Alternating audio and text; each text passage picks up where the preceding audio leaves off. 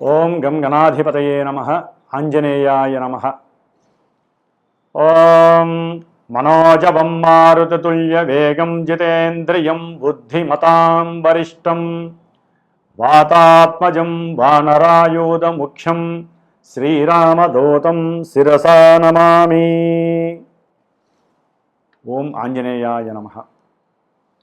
వీక్షిస్తున్నటువంటి ప్రేక్షకులందరికీ కూడా అంతరిక్షంలో సంచరిస్తున్నటువంటి నవగ్రహాలు, అట్లాగే నక్షత్ర మండలంలో ఉన్నటువంటి సమస్త దేవతామూర్తులు కూడా మిమ్మల్ని ఆశీర్వదించాలని ఈ ఏప్రిల్ మాసంలో 1వ తేదీ నుండి కూడా 30వ తేదీ వరకు గ్రహ గోచారాన్ని మనం గమనించినట్లయితే ముఖ్యంగా మీనరాశిలో ఉన్నటువంటి శని భగవానుడితో ఏప్రిల్ 14వ తేదీ వరకు కూడా సూర్యుడు, అట్లాగే ఏప్రిల్ 2వ తేదీ నుండి కుజుడు, ఈ 3 గ్రహాలు కూడా మరి దాదాపుగా ఏప్రిల్ 15 వరకు కూడా పాపగ్రహ మిళితమై మీనరాశిలో ఉంటూ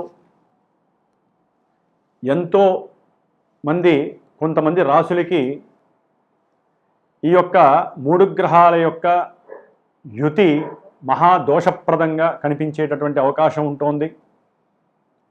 అలాగే విద్య, వివాహము, అట్లాగే సత్సంతానము, వ్యాపారము, కోర్టుకు సంబంధించినటువంటి లావాదేవీలు, ఉన్నతమైనటువంటి విద్య, శారీరక ఆరోగ్యము, ఆర్థికపరమైనటువంటి సమస్యలు, ఇట్లా మానవ జీవితంలో నిత్యము ముడిపడి ఉన్నటువంటి ప్రతి ఈవెంటు కూడా ఆ వ్యక్తి యొక్క జననకాల సమయాన్ని బట్టి, అతను పుట్టినటువంటి ప్రదేశాన్ని బట్టి, తేదీని బట్టి లగ్నము, అట్లాగే నడుస్తున్నటువంటి ఇప్పుడు దశలు, అంతర్దశల వారీగా మాత్రమే మనకి గోచారంలో అక్కడ గ్రహస్థితి ఇక్కడ ప్రస్ఫుటమై గోచారంలో వారి యొక్క మానసిక స్థితిని చూపించేటటువంటి చంద్రగ్రహ రాశి నుంచి ఏ ఏ రాశుల వారికి ఏ ఏ గ్రహాలు ఏ స్థానాల్లో ఉండి ఏ రకమైనటువంటి ఇబ్బందులని అలాగే శుభాలని కలుగజేస్తాయి.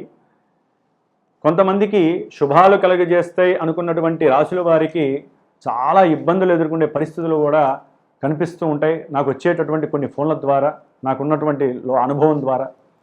మరి కొంతమందికి ఇబ్బందులు కలుగుతాయి, అశుభాలు కలుగుతాయి అన్న వాళ్ళకి చక్కటి శుభాలు కలిగే అవకాశాలు ఉంటాయి. అంటే పెళ్ళిళ్ళు కావచ్చు, మంచి విద్యాభ్యాసం, విదేశీయానం, ఇలా.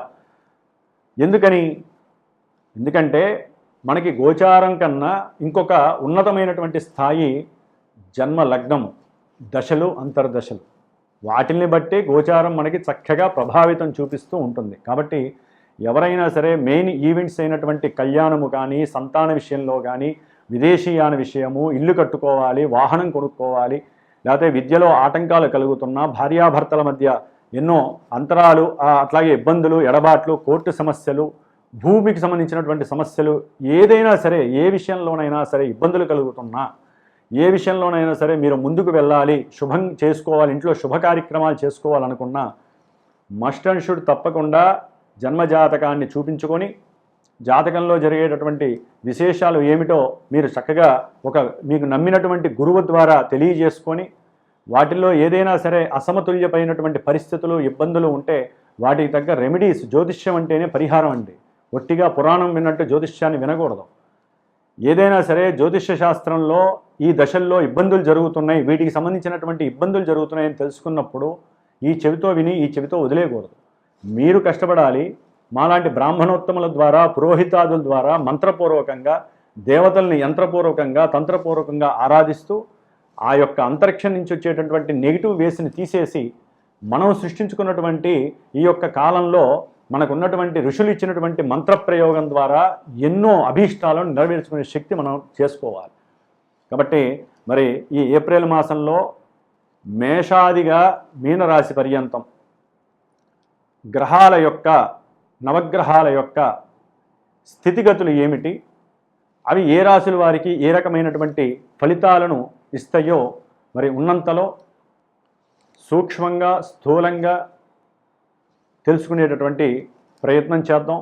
ప్రతి ఒక్కరూ కూడా ఈ నెలలో ఏప్రిల్ 2వ తేదీ నుండి మే 10వ తేదీ వరకు మీనరాశిలో సంచరించేటటువంటి కుజుడు, శని మహాపాపగ్రహాలు ప్రపంచానికి విపత్తుని, ప్రకృతిని పాడు చేసేటటువంటి వినాశకరమైనటువంటి ఇబ్బందుల్ని, ప్రకృతి లోపల భూమి మీద బతుకుతున్నటువంటి ప్రతి జీవరాశిని, అందులో మనం ఉన్నాము బుద్ధి కలిగినటువంటి వాళ్ళం, మరి మనకి కూడా ఎన్నో సమస్యలను కలుగజేసేటటువంటి పరిస్థితి ప్రకృతి ఇవ్వబోతోంది. కాబట్టి ప్రతి ఒక్కరూ తప్పకుండా శ్రీరామ రక్షా స్తోత్రాన్ని చదవండి. రోజు కుజుడికి శనికి సంబంధించిన స్తోత్రాన్ని నిత్యము కూడా చక్కగా 70 సార్లు, శనికైతే కనుక 190 సార్లు చదవండి.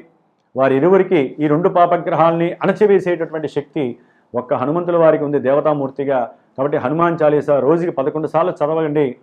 కొంతమంది రాశులు ఎవరైతే ఉన్నారో వారందరికీ కూడా దోషాలు తొలగిపోతాయి.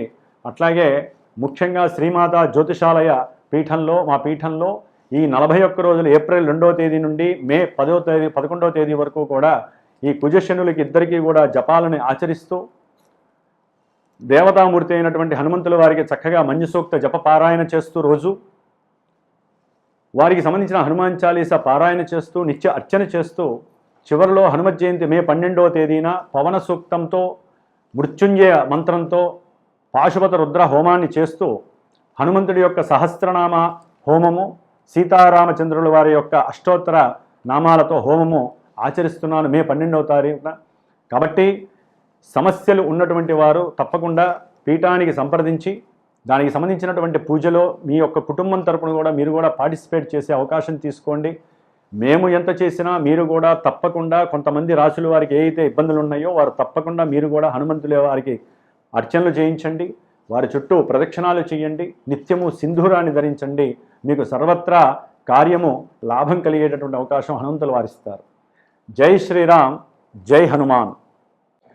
వృశ్చిక రాశి వారికి ఏప్రిల్ మాసంలో గ్రహాల యొక్క గోచార స్థితిగతులను గనక మనం గమనించినట్లయితే, ముఖ్యంగా సూర్యగ్రహం పంచమంలో ఉండటం, పంచమంలో అదే స్థానంలో శని, కుజుడు, రవి ఉండటం, 11వ తేదీన బుధుడు కూడా నీచ స్థితిని పొంది 5వ స్థానంలో ఉండటం, సంతానపరమైనటువంటి విద్వేషాలు, సంతానపరమైనటువంటి నష్టాలు, సంతానపరమైనటువంటి కొన్ని వారు దుర్వ్యసనాలకు పడటము, లేకపోతే వారి యొక్క కుటుంబంలో జరిగేటటువంటి ఎన్నో ఇబ్బందులువి మీరు ఫీల్ అవ్వటము, మీరు బాధపడటము, ప్రయాణాల పరంగా కొన్ని ప్రమాదాల చిక్కుల్లో ఉండి ఆర్థికంగా ధన నష్టం కలగటము, అనుకున్న పనులు, సంకల్పించిన పనులు ఆలస్యం కావటము, అప్పులు తీరుద్దాం అనుకుంటే అది కాస్త ఆలస్యం కావటం, దానికి తగ్గట్టుగా వేరే పరిస్థితులు ఆర్థికంగా మీకు సపోర్ట్ చేయకపోవటము,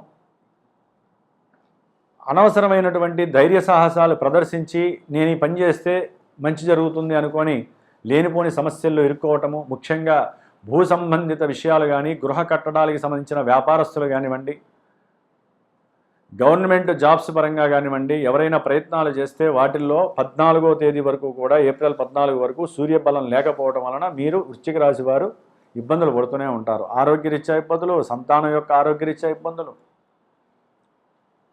తలపెట్టినటువంటి వ్యాపార విషయాలలో కూడా మీరు అనుకున్నటువంటి వృద్ధి జరగకపోవటం మిమ్మల్ని చాలా చాలా మానసికంగా ఇబ్బందులు పెట్టే పరిస్థితి కనిపిస్తోంది వృశ్చిక రాశి వారికి. చతుర్థంలో చూస్తే రాహువు, ఆయన కూడా అంతే. అక్కడ చదువు విషయంలో విద్యార్థులకి ఏం చదువుతున్నారో తెలియదు, ఏం జరుగుతుందో తెలియదు. అసలు ఉన్న మేధస్సు ఎక్కడికి పోయింది, జ్ఞానం ఎక్కడికి పోయింది, వాళ్ళలో ప్రశ్న వేసుకోవాలి. ఓకే, వృశ్చిక రాశి వారికి మాకు రాహువు బాలేదు, చతుర్థంలో ఉండి విద్యా విఘ్నాలు, ఆటంకాలు, అట్లాగే బండ్లు, ఎవరైనా వాహనాలు కొనాలన్నా, వాహనాల పరంగా ఇబ్బందులు పడుతున్నా, ప్రమాదాలు జరుగుతున్నా, ఓకే నాకు చతుర్థంలో రాహు ఉన్నాడు కాబట్టి రాహు అనేవాడు గ్రహం నన్ను ఇబ్బంది పెడుతోంది. ఒకవేళ ఎవరైనా భూమిని కొందాలనుకున్నా కూడా, భూమిని కొందాం అనుకున్నా అది కాస్త ఆలస్యం అవుతోంది. ఓకే, గ్రహస్థితి పూర్తిగా వీరికి అసమతుల్యంగా ఉంది. అష్టమంలో చూస్తే ధనకారకుడు, పుత్రకారకుడు, వివాహకారకుడు, ఈ బంధాలను ఇచ్చేటటువంటి గురుడు శుభగ్రహం ఏమో అష్టమంలో ఉన్నాడు, ఆయన యోగ్యకరంగా లేడు. ఆకస్మికంగా బంధువులతో విరోధాలను సృష్టిస్తూ ఉంటాడు. ఈ కుజుడు చూస్తే వృశ్చిక రాశి వారికి ఫ్రెండ్స్ ద్వారా వారు ఎక్కడో అక్కడ నువ్వు అప్పు తీసుకొని నాకు ఇవ్వరా నాయనా, నేను మళ్ళీ ఇచ్చేస్తానని చెప్పి అంటాం. వీరు ఆ పని చేసి అనవసరంగా ఇరుక్కుపోతారు. జాగ్రత్త, సహాయం చేయండి. ఇప్పుడున్న గ్రహస్థితి మిమ్మల్ని సహాయం చేస్తే నట్టేట ముంచే పరిస్థితులు ఉన్నాయి. ఆకస్మికంగా మీకు స్నేహితుల ద్వారా కూడా ఏదో ఒక లాభకరమైనటువంటి విషయాలు, బంధువుల ద్వారా లాభకరమైనటువంటి విషయాలు మీకు లభిస్తాయి అనుకుంటారు. కానీ లభించే లోపలే అవి కాస్త కనుమరుగయ్యే పరిస్థితులు కూడా కనిపిస్తున్నాయి. బుద్ధి వికాసత్వము, బుద్ధి చేతనత్వము మిమ్మల్ని కిందకి తోసిపుచ్చేటటువంటి అవకాశము ఈ బుధగ్రహము చేస్తోంది. కాబట్టి సంతానానికి సంబంధించిన విషయాలలో వారి యొక్క దుర్వ్యసనాలు మిమ్మల్ని మానసికంగా కుంగదీసే పరిస్థితులు కనిపిస్తున్నాయి. ఎందుకంటే గ్రహాలలో ముఖ్యమైన పాపగ్రహాలన్నీ కూడా పంచమంలో ఆవహించి ఉండటం వలన చివరికి మీరు పూజ చేసుకుందామన్నా మోక్ష మార్గం వైపు వెళ్దాం అనుకున్నా కూడా అవన్నీ కలగనివ్వవు. దశమంలో కర్మస్థానంలో ఉన్నటువంటి కేతువు కొంతవరకు మిమ్మల్ని అనుకూలత్వాన్ని కలుగజేస్తాడు అనుకుంటారే కానీ ఆయన ఉన్నటువంటి రాస్యాధిపతి అయినటువంటి రవి కూడా మీకు అనుకూలంగా లేడు. కానీ 15వ తేదీ నుండి కూడా ఉద్యోగాల కోసం ఎవరైతే వృశ్చిక రాశి వారు ప్రయత్నం చేస్తున్నారో, వ్యాపారపరంగా ఎవరైతే నష్టాలతో కూరుకుపోయి ఉన్నారో వారందరికీ స్వలాభం కలగడానికి అవకాశం ఉంది. సూర్యుడు ఉచ్చస్థితిలో దశమాధిపతియే కర్మస్థానాధిపతియే ఉన్నతమైనటువంటి ఉచ్చస్థితిని అనుభవిస్తూ 6వ స్థానంలో ఉండటం వృశ్చిక రాశి వారికి అఖండమైనటువంటి యోగం కలుగుతోంది. దాని ద్వారా మీకు ఉద్యోగంలో కీర్తి ప్రతిష్టలు పెరుగుతాయి. ఆల్రెడీ జరుగుతున్న వాళ్ళకి, ప్రభుత్వ ఉద్యోగం కోసం ఎదురు చూస్తున్న వాళ్ళకి కష్టపడితే కనుక గురు చరిత్ర పారాయణ చేయగలిగితే కనుక ఈ నెల రోజులు తప్పకుండా మీకు సూర్యుడి యొక్క అనుగ్రహం కలుగుతోంది. ఏ పని చేసినా ఉద్యోగాలకి ఏదైనా సరే వెళ్ళేటప్పుడు, ఇంటర్వ్యూలకు వెళ్ళేటప్పుడు, ఉద్యోగ సంబంధిత ఏదైనా వ్రాత పరీక్షలు రాసేటప్పుడు తప్పకుండా గణపతి యొక్క అష్టోత్తరాన్ని చేయండి. దాని ద్వారా కూడా మీకు కేతువు యొక్క ప్రతికూలతలు తగ్గుతాయి. కాబట్టి ముఖ్యంగా విద్యార్థులు, భూములు కొనుగోళ్ళు, అట్లాగే వాటికి సంబంధించినటువంటి వ్యాపారస్తులు, షేర్సు, స్టాక్ మార్కెట్లు, లేకపోతే దానికి సంబంధించినటువంటి పెట్టుబడులు పెట్టేవాళ్ళు, భార్యాభర్తలకి సంబంధించినటువంటి పరిస్థితులు ఏదో రకంగా ఇబ్బందులు పడేటటువంటి వాళ్ళు తప్పకుండా హనుమంతుడిని ఆరాధించండి, సుబ్రహ్మణ్య ఆరాధన చేయండి. ముఖ్యంగా వీరికి వృశ్చిక రాశి వారికి ఈ నెల 19 వరకు శుక్రుడు మేషరాశిలో 6వ స్థానంలో ఉండటం ద్వారా భార్యాభర్తల మధ్య, వ్యాపారస్తుల మధ్య తీవ్రమైనటువంటి లోటు కనిపిస్తోంది, ఎడబాట్లు కనిపిస్తున్నాయి. తదుపరి కూడా శుక్రుడు స్వక్షేత్రంలోకి వచ్చినప్పుడు వ్యాపారస్తులకి కాస్త ధనపరంగా బాగుంటుంది. అట్లాగే కుటుంబంలో వృశ్చిక రాశి వారికి ఎవరికైనా సరే సంబంధాలు చూస్తుంటే సంబంధ విషయాలలో కుటుంబంలో కొంత ఆనందాలు కలగడానికి అవకాశాలు ఉన్నాయి. కానీ అవి కొంతమేరకు మాత్రమే ఉంటాయి. కారకో భావనాశాయ శుక్రుడు 7వ స్థానంలో స్వక్షేత్రంలో ఉన్నాడు కాబట్టి కొంతవరకు అవకాశం వస్తుంది, 40%. మిగతా 60% ఆయన ఇవ్వడానికి గోచారం రూల్స్ ఒప్పుకో. కాబట్టి వృశ్చిక రాశి వారు ఇందాక మొట్టమొదట నేను ఏదైతే చెప్పానో దాని రీత్యా 41 రోజులు మీరు కూడా ఆ పూజలు చేసుకోండి. ఆ శక్తి లేని వాళ్ళు, టైం లేని వాళ్ళు, దూరాభారాల్లో చేసుకోవడానికి అవకాశం లేని వారు తప్పకుండా సంప్రదించండి. మీ బదులు నేను చేసి పెడతాను 41 రోజులు. హనుమ జయంతి మే 12వ తేదీన తప్పకుండా స్వామివారికి సంబంధించినటువంటి హోమాలు మీకు పరిపూర్ణమైనటువంటి రక్షణ ఇస్తాయని చెప్పి నమ్మండి. జై శ్రీరామ్, జై హనుమాన్.